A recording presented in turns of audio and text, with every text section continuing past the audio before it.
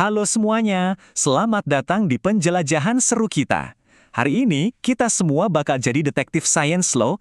Kita akan bongkar rahasia-rahasia keren yang ada di sekeliling kita. Udah siap? Yap, betul sekali. Halo para ilmuwan muda. Kenapa aku panggil gitu? Soalnya hari ini kita semua ini adalah ilmuwan.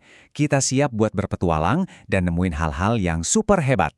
Jadi gimana? Siap buat menjelajah rahasia alam?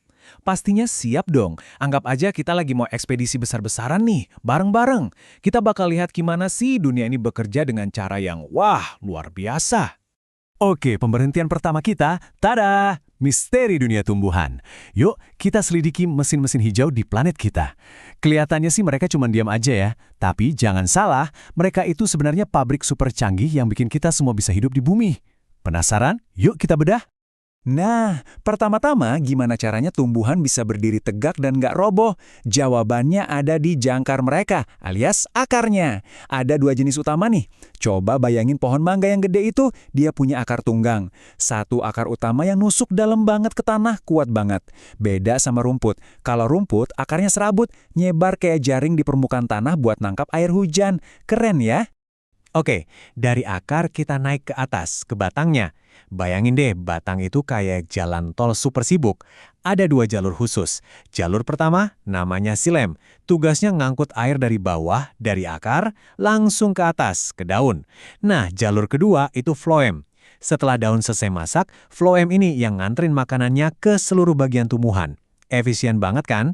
Dan ngomongin soal masak, ini dia rahasia terbesarnya. Namanya fotosintesis.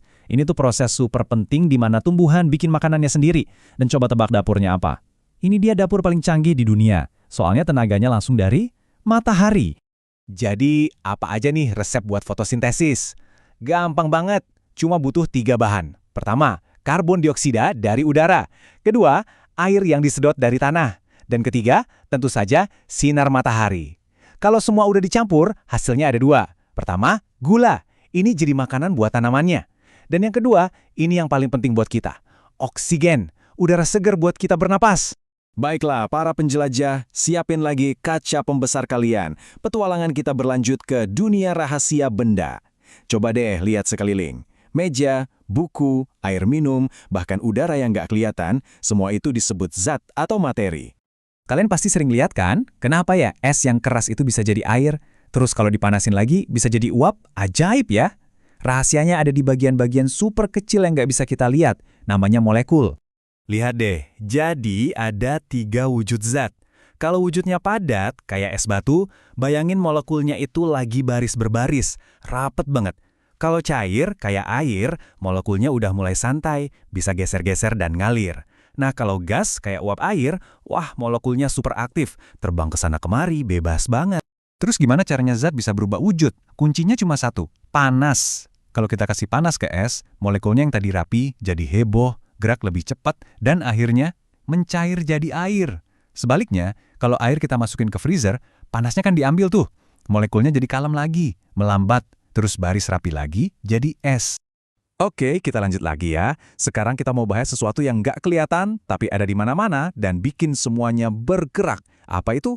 Namanya adalah gaya. Waktu kamu dorong meja atau nendang bola, itu semua karena ada gaya. Definisinya gampang banget. Gaya itu cuma dorongan atau tarikan. Udah gitu aja. Kamu dorong sesuatu, itu gaya. Kamu tarik sesuatu, itu juga gaya. Simple kan? Walaupun simple, kekuatannya luar biasa loh. Gaya itu bisa bikin benda yang tadinya diam jadi bergerak. Kayak pas kamu nendang bola. Bisa juga bikin benda yang bergerak jadi berhenti. Contohnya pas ngerem sepeda. Terus, gaya bisa mengubah arah. Kayak waktu kamu mukul bola kasti.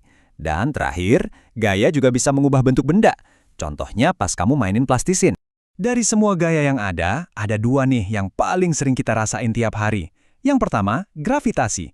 Ini gaya yang narik semua benda ke bawah. Makanya kita bisa napak di tanah dan gak melayang-layang. Yang kedua, itu gesekan. Ini gaya yang memperlambat gerakan. Contohnya, yaitu tadi, rem sepeda bekerja karena ada gaya gesek. Dan inilah dia, pemberhentian terakhir ekspedisi kita yang paling keren. Perjalanan hebat, energi. Apa sih energi itu? Gampangnya, energi itu adalah kekuatan buat ngelakuin apa aja. Buat kamu lari-lari, buat nyalain TV, semuanya butuh energi. Secara umum, energi itu ada dua jenis. Ada energi potensial, ini energi yang disimpan, yang siap-siap mau dipakai. Contohnya kayak makanan di piringmu. Nah, kalau energi itu udah dipakai dan bikin sesuatu bergerak, namanya jadi energi kinetik. Jadi, pas kamu lari, itu energi kinetik. Nah, contoh paling keren soal perubahan energi itu ada di bendungan listrik tenaga air. Air yang ditampung di bendungan itu punya energi potensial yang gede banget. Pas pintunya dibuka dan airnya ngalir deras ke bawah. Wush, energi potensialnya berubah jadi energi kinetik. Aliran air ini muter turbin raksasa dan dari putaran turbin itulah listrik dihasilkan buat rumah kita. Terus, energi yang kita pakai sehari-hari itu datangnya dari mana? Coba lihat grafik ini. Sebagian besar masih dari bahan bakar fosil, kayak minyak bumi. Masalahnya, sumber energi ini suatu saat nanti bakal habis. Makanya, kita harus mulai banyak pakai sumber energi terbarukan, kayak matahari, angin, dan air. Soalnya energi ini bersih dan gak akan ada habisnya.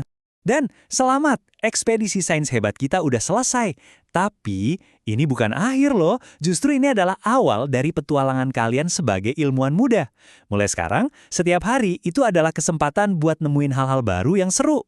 Aku kasih 3 tips buat petualangan kalian selanjutnya ya.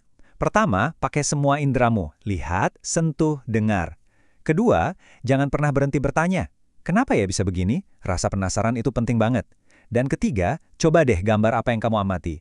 Itu cara ampuh buat bikin kamu lebih ngerti. Nah, sebagai misi terakhir dari aku, coba jawab pertanyaan ini. Kenapa baju basah yang dijemur di bawah matahari bisa jadi kering? Ayo, coba pakai semua yang udah kita pelajari hari ini soal wujud zat dan energi buat jawab, oke? Selamat bereksplorasi terus ya para ilmuwan muda.